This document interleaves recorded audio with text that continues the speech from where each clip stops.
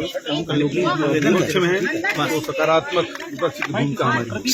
लेकिन अभी जनादेश भारतीय जनता पार्टी को मिला है और मैं उनको बधाई देता हूँ। साथियों, छत्तीसगढ़ 2023 विधानसभा चुनाव का रिजल्ट आ चुका है, जिसमें भारतीय जनता पार्टी की बहुमत से जीत हुई है। वहीं कांग्रेस को हार का सामना करना पड़ा है।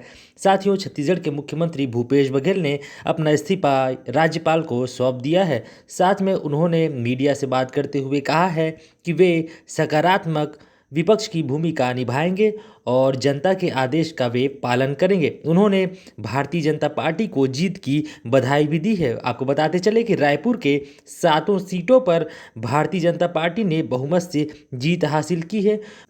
वहीं पर देखने वाली बात यह होगी कि भारतीय जनता पार्टी की ओर से किसे छत्तीसगढ़ का नया मुख्यमंत्री बनाया जाएगा। इसके नामों पर काफ़ी चर्चा हो रही है। ओपी चौधरी का नाम सामने आता है, अरुण साव का नाम सामने आता है, रमन सिंह पूर्व मुख्यमंत्री रह चुके हैं, उनका नाम भी लिया जा रहा है। ऐसे में देखने वाली बात होगी कि अगले मुख्यमंत्री कौन होंगे। वहीं पर बात करें कि सुपरस्टार छत्तीसगढ़ के जो हैं अनुज शर्मा, उन्होंने धरसींवा से विजय प्राप्त की है। जब वे घर पहुँचे तो उनका काफ़ी ज़ोरों शोरों से स्वागत किया गया। साथियों, छत्तीसगढ़ के सुपरस्टार अनुज शर्मा फिल्मों में काम करते हैं, काफ़ी अच्छी फिल्में बनाते हैं, बहुत ही अपने अभिनय के लिए, अपने संगीत के लिए और अपने गाने के लिए जाने जाते हैं। पद्मश्री से उन्हें नवाजा जा चुका है।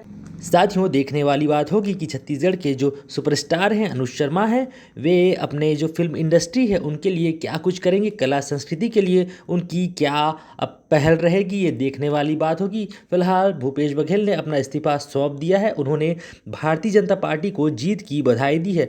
जैसे कि आप चित्रों में देख पा रहे होंगे कि लोग जगह जगह फटाके फोड़ रहे हैं और इस जीत की लोग खुशियाँ मना रहे हैं। ऐसे ही खबरों के लिए आप इस चैनल को सब्सक्राइब कर लीजिए, वीडियो को लाइक करें, वीडियो को शेयर करें। मिलते हैं नेक्स्ट वीडियो में, तब तक के लिए धन्यवाद। और आप कमेंट में बता सकते हैं कि छत्तीसगढ़ के अगले मुख्यमंत्री कौन होंगे।